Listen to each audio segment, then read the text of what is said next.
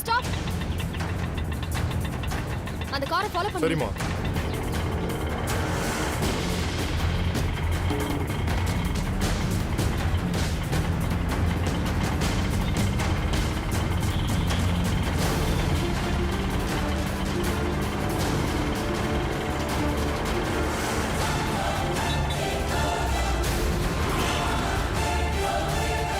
அண்ணா அண்ணா நிறுத்துங்க. இங்க ஓரமா நிறுத்துங்க.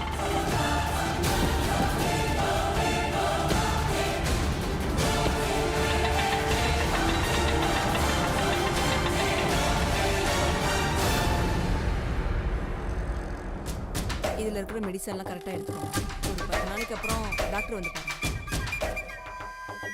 போய் பாருங்க. நர்ஸ் சொல்லுங்க. வார்ட் பாய் சுரேஷை நான் கொஞ்சம் பார்க்கணும். நீங்க? அவருக்கு தெரிஞ்சவங்க. சரி, ஒரு நிமிஷம் இருங்க.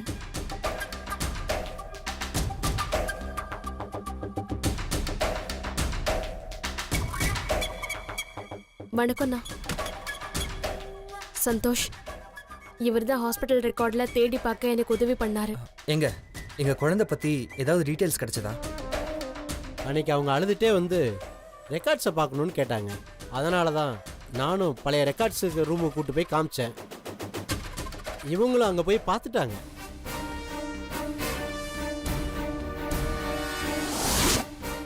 செல்வி, சந்தோஷ் 16ஆம் தேதி இருக்குமா? அண்ணா, குழந்தை ஆனா பொண்ணா? அம்மா, இங்கே அட்மிட் ஆன தேதி இருக்குது, டிஸ்சார்ஜ் ஆன தேதி இருக்குது. ஆனால் குழந்தையோட டீட்டெயில் எதுவும் இல்லையம்மா. எல்லாத்தையும் வேணும்னே டெலீட் பண்ணியிருக்காங்க.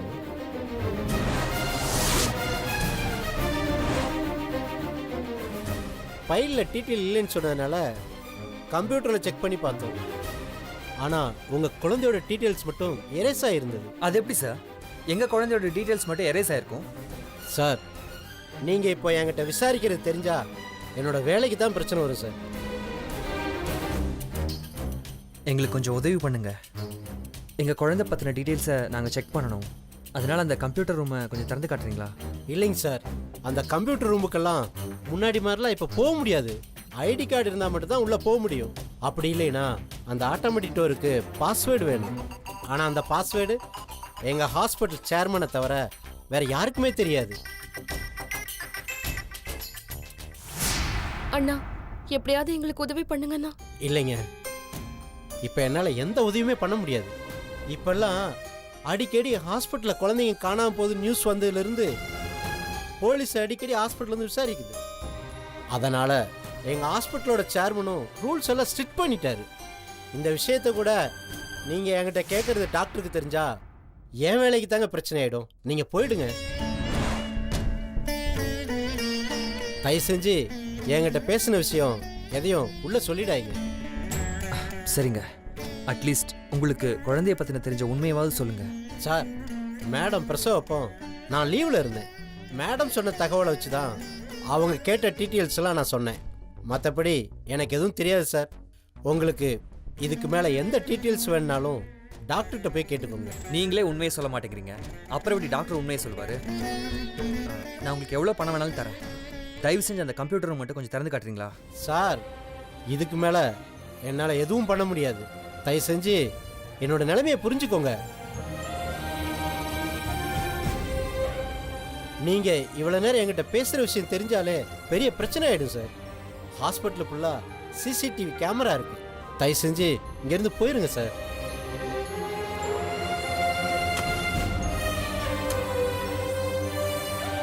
வா.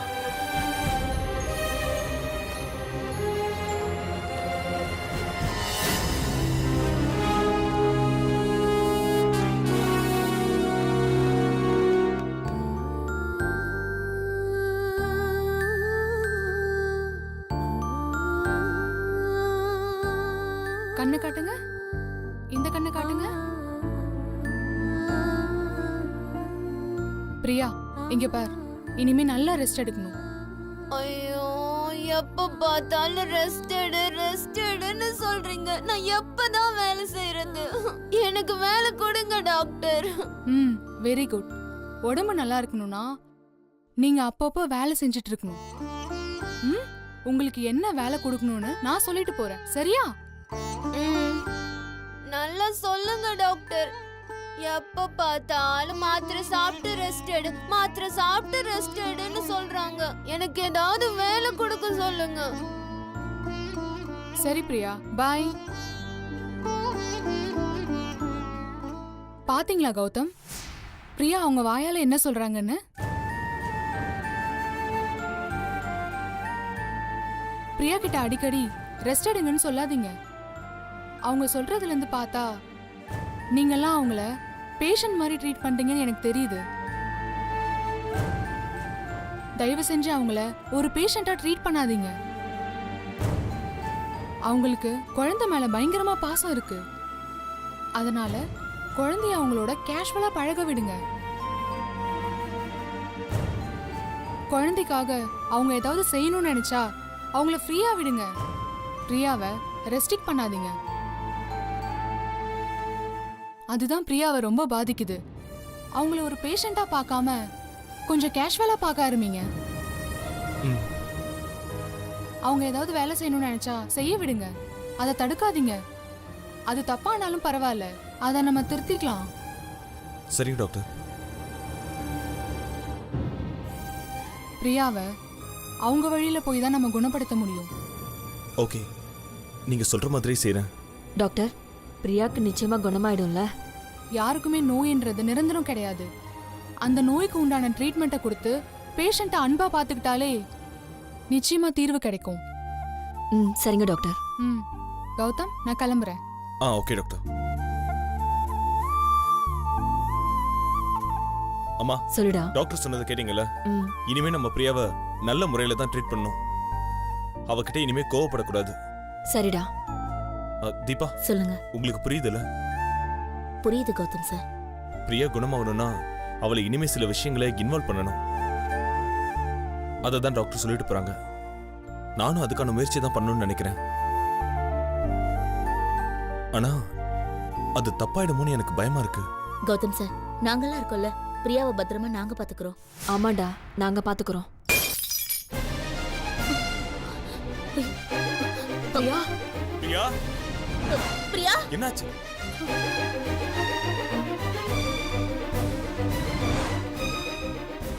என்ன பாக்குறீங்க? உடைச்சிட்டேனா? கௌதம், திட்ட மாட்டியா? மம்மி, அப்ப இது தப்பு இல்லையா? கை தவறி தானே விழுந்தது. ஆமா ஆமா ஆமா, இது கை தவறி தான் விழுந்துச்சு. சரி பிரியா, வேற வாங்கிக்கலாம். சரி, நீ போய் ஹால்ல உட்கார். பிரியா, வா. நீ போய் ஹால்ல ஃப்ரீயா உட்காரு. நாங்க இது எல்லாத்தையும் க்ளீன் பண்ணிடுறோம். ஹேய், பாத்து. நீங்க ஏன் என்ன திட்டவே இல்ல? நான் உன்னை எப்படி திட்டிருக்கேன் இப்ப திட்டுறதுக்கு? போ போ. காவ்யா, டாக்டர் இவங்க கிட்ட ஏதோ சொல்லிருக்காங்க. அதனாலதான் இவங்க எல்லாரும் பயப்படுறாங்க. எல்லாரும் பயப்படுறாங்க. காவ்யா, இப்ப நம்ம ரெண்டு பேரும் என்ன செய்யலாம்னா ஜாலியா விளையாடலாம். உனக்கு பசிச்சதுன்னா மம்மி பால் எடுத்துட்டு வரேன். ஏன்னா டாக்டர் என்ன வேலை செய்ய சொல்லிட்டாங்க. அதனால நீங்க யாரும் என்ன திட்ட மாட்டாங்க. ஏதாவது பண்ணி எப்படியாவது பிரியாவை சீக்கிரமா குணமாக்கணும். Excuse me doctor. Yes, come in. Take your seat. Doctor, என்ன ஞாபகம் இருக்குங்களா? கொஞ்ச நாளைக்கு முன்னாடி கூட என் குழந்தைய பத்தி விசாரிக்க வந்தனே. எஸ், ஞாபகம் இருக்கு. நான் அன்னைக்கே தான் சொல்லிட்டேனம்மா, இந்த ஹாஸ்பிட்டல்ல எந்த தப்பு நடக்காது, வீணா எங்க ஹாஸ்பிட்டல் பேரை கெடுக்காதீங்கன்னு. இப்ப மறுபடியும் என்ன பிரச்சனை பண்ண வந்திருக்கீங்களா? என்ன சார் மிரட்டுறீங்களா? இங்கே ஆல்ரெடி அட்மிட் ஆன ஒரு பேஷண்ட்டை இப்படி தான் மரியாதைலாம் பேசுவீங்களா? அப்படியெல்லாம் இல்லை சார். சார், எங்களுக்கும் ரூல்ஸ் தெரியும். எங்கள் குழந்தைய காணோன்னு அதை பற்றி டீட்டெயில்ஸ் கேட்டால் நீங்கள் பதில் சொல்லி தான் ஆகணும். நாங்கள் உங்கள் ஹாஸ்பிட்டலுக்கு வரலன்னா உங்கள் ஹாஸ்பிட்டல் எப்படி ரன் ஆகும்? எங்களுக்கு மரியாதை கொடுக்காம ஏதோ விரோதி மாதிரி ட்ரீட் பண்ணுறீங்க. நாங்கள் ஒரு இன்ஃபர்மேஷன் கேட்டால் அதுக்கு மரியாதையாக பதில் சொல்லுங்கள். அதை விட்டு கோவப்படுறீங்க சார். இல்லாத ஒரு குழந்தைய இருக்கிறதா நீங்களே கற்பனை பண்ணி பேசினா நாங்கள் என்ன சார் பண்ண முடியும்? சார், இது கற்பனை இல்லை, உண்மையாக நடந்த விஷயம். நாளைக்கே அந்த குழந்தை உயிரோடு இருக்குன்னு ப்ரூஃப் ஆயிடுச்சுன்னா உங்கள் முகத்தை எங்கே கொண்டு போய் வச்சுக்குவீங்க? இது உங்க ஹாஸ்பிட்டல் நடந்த தப்பு. அதை நாங்க இன்னும் பெரிய இஷ்யூவா கிரியேட் பண்ணல. இப்போவும் நாங்க அமைதியா தான் பேசிட்டு இருக்கோம். இதை நாங்க இன்னும் பிரஸ், மீடியா, போலீஸ்னு இன்ஃபார்ம் பண்ணவே இல்லை. அப்படி பண்ணா அவங்க விசாரிக்கிற முறையே வேற மாதிரி இருக்கும். முடிஞ்சா பண்ணீங்க சார். ஓஹோ, நாங்க நல்ல முறையில் உங்ககிட்ட பேசினா நீங்க பதில் சொல்ல மாட்டீங்க. நாங்க பெரிய இஷ்யூவா கிரியேட் பண்ணாதான் பதில் சொல்லுவீங்க, அப்படிதானே? சந்தோஷ் கொஞ்சம் அமைதியா இரு. என்ன விடு செல்வி. இவங்க இப்படி நடந்துக்கிறத பார்த்தா இவங்க தப்பு பண்ணிருக்காங்கன்னு எனக்கு நல்லாவே தெரியுது. ஹலோ, இந்த மாதிரி ஆளுங்களெல்லாம் உள்ள அலோவ் பண்ணாதீங்கன்னு சொல்லியிருக்கேன். உங்களை யாருங்க அலோவ் பண்ணது உள்ள? இதை பாருங்க, இப்படிலாம் பேசாதீங்க. அப்புறம் நான் போலீஸோட வந்து விசாரிச்சா அதோட ட்ரீட்மெண்ட்டே வேற மாதிரி இருக்கும். உங்களை மாதிரி டாக்டர்ஸ்னால தான் மற்ற நல்ல டாக்டர்ஸ்க்கும் கெட்ட பேர். ஒரு குழந்தைய தொலைச்ச பேரண்ட்ஸோட மனநிலைமையை புரிஞ்சுக்கங்க சார். நீங்க பாட்டுக்கு எதை பேசிட்டு இருக்கீங்க? உங்களுக்கு ஹாஸ்பிட்டலோட நேம் தான் முக்கியமா? இப்போ உங்களுக்கு என்னதான் சார் வேணும்? நாங்க சொல்றதெல்லாம், இந்த ஹாஸ்பிட்டல்ல தான் எங்க குழந்தை பிறந்துச்சு. அந்த குழந்தை இறந்ததா இல்லையான்னு எங்களுக்கு தெரிஞ்சாகணும். சார், குழந்தை பிறந்து இறந்துடுச்சு. அதோட பாடியை நீங்களே எடுத்துட்டு போய் செய்ய வேண்டியதை செஞ்சிட்டீங்க. இப்போ இத்தனை வருஷம் கழிச்சு இங்க வந்து கேட்டா நான் எப்படி சார் பதில் சொல்ல முடியும்? ஒருவேளை எங்களோட ஆப்போசிட் ஹாஸ்பிட்டல்ஸ் யாராவது உங்களுக்கு பணம் கொடுத்து பேச சொன்னாங்களான்னு நானே உங்க மேல டவுட் படுறேன். ஒருவேளை ஹிடன் கேமரா வச்சு இங்க பேசுறதெல்லாம் ரெக்கார்ட் பண்ணி எங்களை த்ரெட்டன் பண்ணி பணம் பறிக்க பாக்குறீங்களா? ஏங்க, இப்போதைக்கு தேவையெல்லாம் பேசிட்டு இருக்கீங்க. பெத்த குழந்தைய தொலைச்சிட்டு பெத்தவங்க நாங்க அழுதுட்டு இருக்கோம். இது உங்களுக்கு பிளாக்மெயிலா தெரியுதா? ஏங்க, எது இருந்தாலும் லீகலா வந்து பேசுங்க.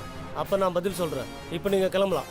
ஓஹோ, நான் உங்களை எங்க பார்க்கணுமோ அங்க பாத்துக்கிறேன். வா செல்வி.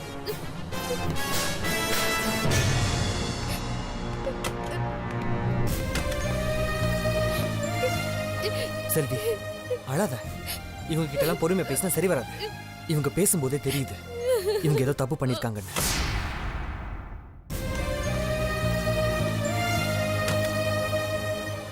சிஸ்டர், சந்தோஷ் இவங்க தான் எனக்கு பிரசவம் பார்த்த பாட்டியோட நம்பரை கொடுத்தாங்க. உங்களுக்கு எப்படி இந்த விஷயம் தெரியும்?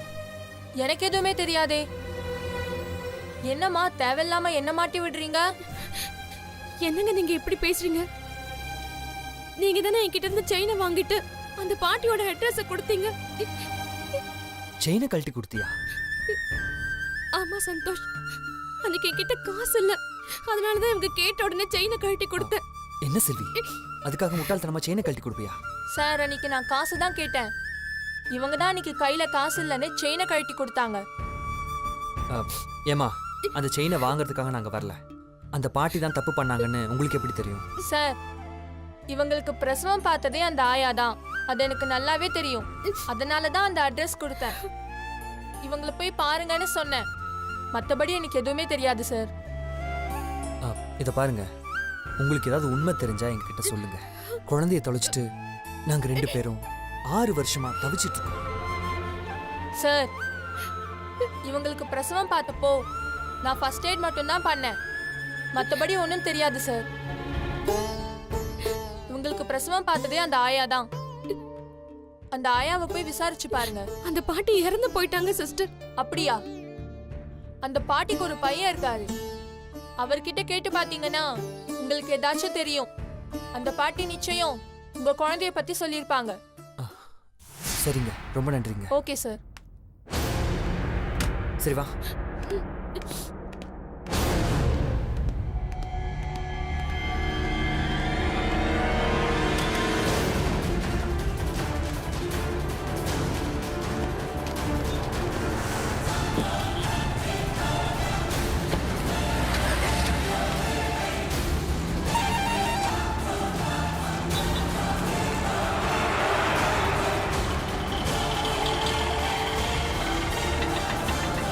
அந்த காரை ஃபாலோ பண்ணுங்க.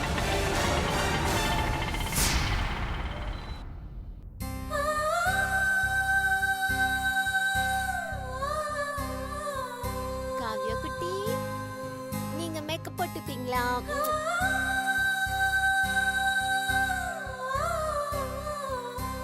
இந்த Dress மாத்திடலாம். மாமி உனக்கு நல்ல Dress வாங்கி தரேன். ஐஸ்கிரீமும் வாங்கி தருவேன். அதனால காவ்யா பாப்பா குட் கேர்ள் இருக்கணும், சரியா? பாப்பாக்கு பசிக்கு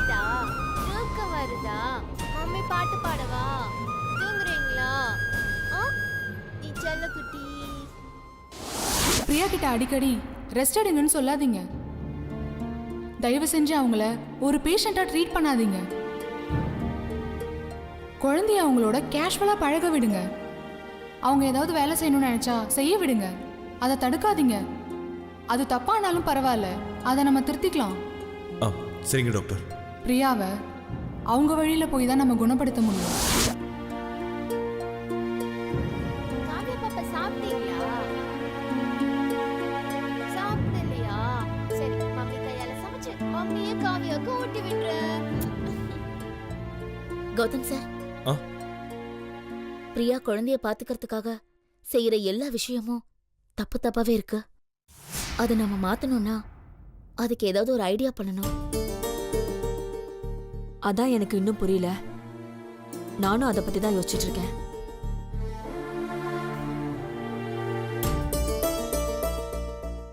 இப்படி பண்ணா எப்படி இருக்கும்? என்னடா? பிரியா பண்ற மாதிரியே நாமளும் அஞ்சலிக்கு பிடிக்காத சில விஷயங்களை பண்ணுவோம். அஞ்சலி, டாடி அதை சொல்ல வரலமா.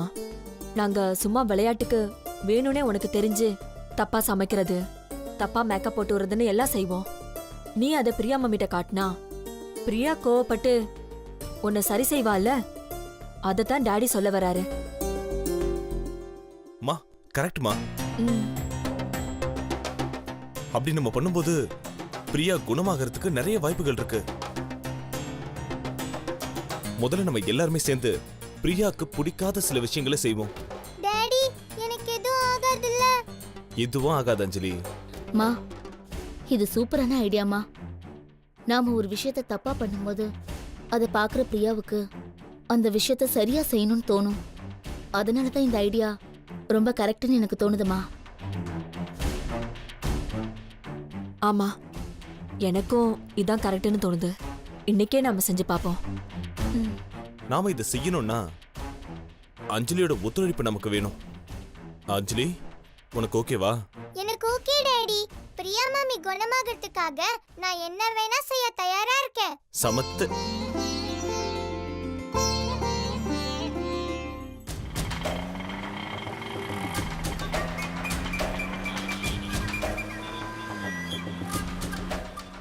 ஹாஸ்பிட்டல்ல இவ்ளோ கேர்லெஸ்ஸா பதில் சொல்றாங்க. இவங்க பேசுறத வச்சு பார்க்கும்போது எனக்கே டவுட்டா தான் இருக்கு. எனக்கு நிச்சயமா தெரியும், ஹாஸ்பிட்டல்ல தான் ஏதோ தப்பு நடந்திருக்கு. அந்த நர்ஸ் சொன்ன பாட்டியோட வீடு எங்க இருக்கு? இங்கதான் நேரா போய் ஒரு லெஃப்ட் எடுத்தா அங்க ஒரு குடிசை ஏரியா இருக்கும். அங்கதான் அந்த பாட்டி இருந்தாங்க. நீ சொல்ற மாதிரி நம்ம குழந்தை இறக்காம உயிரோட இருந்தா நிச்சயமா அது நம்ம கையில கிடைக்கும். கவலைப்படாத. எனக்கு அந்த நம்பிக்கை இருக்கு. நம்ம குழந்தை நிச்சயமா உயிரோட தான் இருக்கு. அது திரும்பவும் நம்ம கிட்ட வந்து சேரும்னு எனக்கு நம்பிக்கை இருக்கு. டோன்ட் வரி, உன்னோட நம்பிக்கை வீண் போகாது.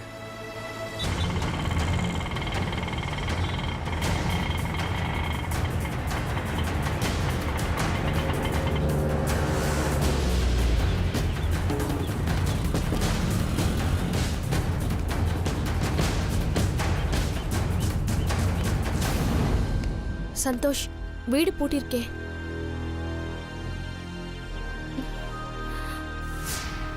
அவங்களுக்கு கேட்கலாம். அக்கா, என்னங்க? இந்த வீட்ல இருக்கவங்க எங்க? அவங்க இந்த ஏரியா விட்டே போயிட்டாங்க.